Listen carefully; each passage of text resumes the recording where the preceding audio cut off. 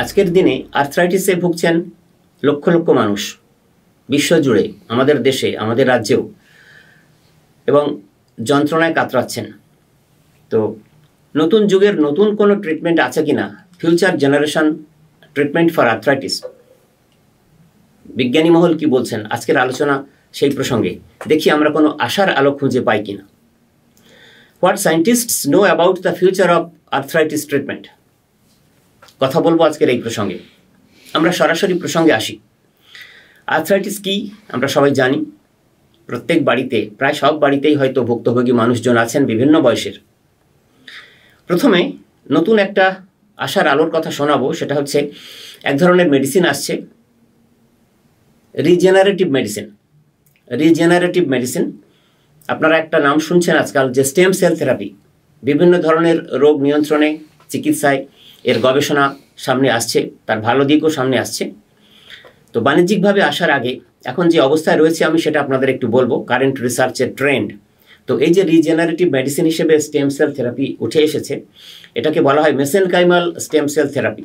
এটা কি করে না, ড্যামেজড কার্টিলেজ, আর্থ্রাইটিসের পেশেন্টের জয়েন্ট এরিয়াতে যে কার্টিলেজগুলো ড্যামেজ হয়ে থাকে, ইনফ্লামেশন থাকে, ডিজিজ প্রগ্রেশনটা খুব তাড়াতাড়ি বাড়তে শুরু করে, সেগুলো কিন্তু কন্ট্রোল করতে পারে। এবং কারেন্ট রিসার্চ বলছে যে জয়েন্ট রিপেয়ার করতে এই মেসেনকাইমাল স্টেম সেল থেরাপি ফলপ্রসূ হচ্ছে। বিভিন্ন ক্লিনিক্যাল ট্রায়ালের মাধ্যমে, অনগোয়িং যে ক্লিনিক্যাল ট্রায়াল, সেখানে দেখা যাচ্ছে যে সেফলি ইউজ করা হয়েছে। ইনজেকশন ফর্মে অস্টিও আর্থ্রাইটিস এবং রিউমাটয়েড আর্থ্রাইটিসের পেশেন্টদের ব্যবহার করে সুফল পাওয়া গেছে। বাণিজ্যিকভাবে বাজারে আসার অপেক্ষায় আমরা হয়তো পেতে পারি আসার কোনো সিলভার লাইনিং। এরপরে বলবো জিন থেরাপির কথা। এটাও নামটা আমরা শুনি, আসলে জিন মিউটেশন এসব কথাগুলো আমরা শুনি।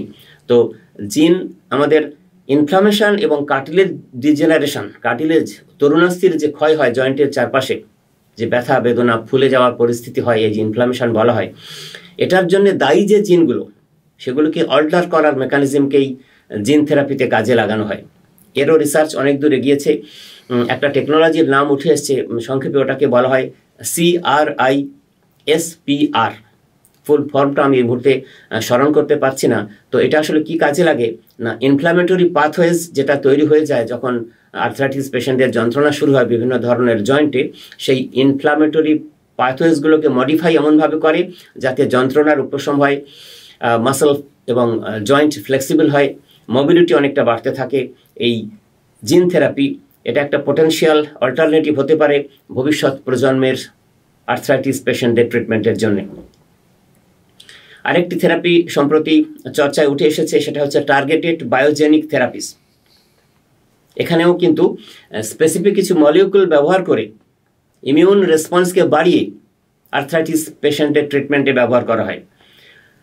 সাম্প্রতিক যে ডেভেলপমেন্টস রিসার্চে উঠে আসছে, বিজ্ঞানী মহল বলছেন যে এটার কিছু সামান্য সাইড এফেক্ট আছে, সেগুলোকে সরিয়ে কিভাবে এটাকে জনসাধারণের সামনে আনা যায় এবং পার্সোনালাইজড মেডিসিন হিসাবে এই টার্গেটেড বায়োজেনিক থেরাপি কিন্তু খুব কাজে লাগবে। কেননা এটা এমনভাবে করা হবে যে সেই পেশেন্টের যে ইউনিক ইমিউনো প্রোফাইল, সেটাকে কোনোভাবেই সেই টার্গেটেড এরিয়াতে ডিস্টার্ব না করে পেশেন্টের পেন রিলিভ হবে, ড্যামেজড কার্টিলেজ রিজেনারেট করবে এবং ইনফ্লামেশনও রিডিউস করতে পারবে। এই টার্গেটেড বায়োজেনিক থেরাপিও আমাদের আশার আলো দেখাতে পারে আর্থ্রাইটিসের নতুন নতুন চিকিৎসার ক্ষেত্রে। এরপর বলবো যে nano technology in drug delivery. এটা একটা মজার জিনিস। অ্যাফেক্টেড জয়েন্টের নির্দিষ্ট, খুব প্রিসাইসলি নির্দিষ্ট জায়গাতে, অন্য কোনো এরিয়াতে কোনো ড্যামেজ না করে ন্যানো পার্টিকেলের মাধ্যমে বিশেষ ধরনের ড্রাগ সেখানে পাঠিয়ে দেওয়া হয় এবং সমস্ত ফ্যাক্টরগুলোকে ইমপ্রুভ করানোর চেষ্টা করা হয়, যেমন ইনফ্লামেশন, যেমন ড্যামেজড কার্টিলেজের কন্ডিশন ঠিক করা, ডিজিজ প্রগ্রেশনটা অ্যারেস্ট করা। আমি আর্থ্রাইটিসের কথাই বলছি একমাত্র। তো এই nano technology in drug delivery, এই মেকানিজমও অ্যাপ্লিকেশন ফর্মে ক্লিনিক্যাল ট্রায়াল চলছে। হয়তো অদূর ভবিষ্যতে আমরা বাণিজ্যিকভাবে এর ব্যবহার পাবো, যেটা বিভিন্ন ধরনের আর্থ্রাইটিসের মোকাবিলায় ফলপ্রসূ ভূমিকা রাখবে। এরপর বলবো যে এই যে কার্টিলেজের কথা আমরা বলছিলাম, তরুণাস্থির কথা, নরম যে হাড়গুলোর কথা জয়েন্টের চারপাশে থাকে, এই কার্টিলেজ টিস্যু ইঞ্জিনিয়ারিং এটাও একটা নতুন মেকানিজম, 3D প্রিন্টিংয়ের মাধ্যমে বায়ো ইঞ্জিনিয়ারিং একটি টেকনিক। এটাও কিন্তু এমন এক ধরনের মেকানিজম, সেটা রিসার্চাররা ব্যবহার করার চেষ্টা করছেন একটা রিজেনারেটিভ মেডিসিন হিসেবে, যেটা জয়েন্টের টিস্যু ড্যামেজকে রিপ্লেস করে নতুন টিস্যুদের সেখানে প্রতিস্থাপন করা, যাতে আর্থ্রাইটিস পেশেন্টরা উপকৃত হতে পারেন। আমরা আলোচনা করতে পারি ভ্যাকসিন ডেভেলপমেন্ট নিয়ে। বিভিন্ন রোগের তো ভ্যাকসিন থাকে, তো যেমন ধরুন যেগুলোর হবে না যে ধরনের আর্থ্রাইটিস, সেগুলোর ভ্যাকসিনের প্রশ্ন নেই, কিন্তু অটোইমিউন আর্থ্রাইটিস আছে আমরা জানি। তো রিসার্চাররা এই গবেষণা করছেন যে যদি ভ্যাকসিন ডেভেলপ করে নেওয়া যায়, তাহলে কিন্তু জয়েন্ট টিস্যু যে অ্যাটাক করে অটোইমিউন ডিজিজের ক্ষেত্রে, অটোইমিউন আর্থ্রাইটিসের ক্ষেত্রে, তো কারেন্ট এক্সপেরিমেন্টাল ভ্যাকসিনস হিসেবে কিছু কিছু জিনিস রিউমাটয়েড আর্থ্রাইটিসে ব্যবহার করা হচ্ছে। ট্রায়ালগুলো আর্লি স্টেজে আছে এবং নিউরো ইমিউনোসাপ্রেসিভ থেরাপি হিসাবে এর ভবিষ্যৎ খুব উজ্জ্বল বলে বিজ্ঞানী মহলের আশা। এই ভ্যাকসিন ডেভেলপমেন্ট এটা আর্থ্রাইটিসের চিকিৎসায় ভবিষ্যৎ প্রজন্মের জন্য ফলপ্রসূ ভূমিকা রাখতে পারে। সবশেষে বলবো গাট মাইক্রোবায়োম রিসার্চ। আমরা তো জানি যে গাট মাইক্রোবায়োম এটা একটা খুব বড় রোল প্লে করে আমাদের ইমিউন সিস্টেমের যে রেগুলেশন এবং ইনফ্লামেশনকে কন্ট্রোল করার জন্য। তো এটাও একটা পটেনশিয়াল থেরাপি হতে পারে, কেননা প্রোবায়োটিক এবং প্রিবায়োটিক এই দু ধরনের ট্রিটমেন্ট মেকানিজম থাকবে গাট ব্যাকটেরিয়াদের হেলদি রেস্টোরেশনের জন্য, যেটা আসলে লং ড্রন যে পেন সেগুলো রিলিভ করার ক্ষেত্রে আর্থ্রাইটিসের পেশেন্টের জন্য ফলপ্রসূ হবে।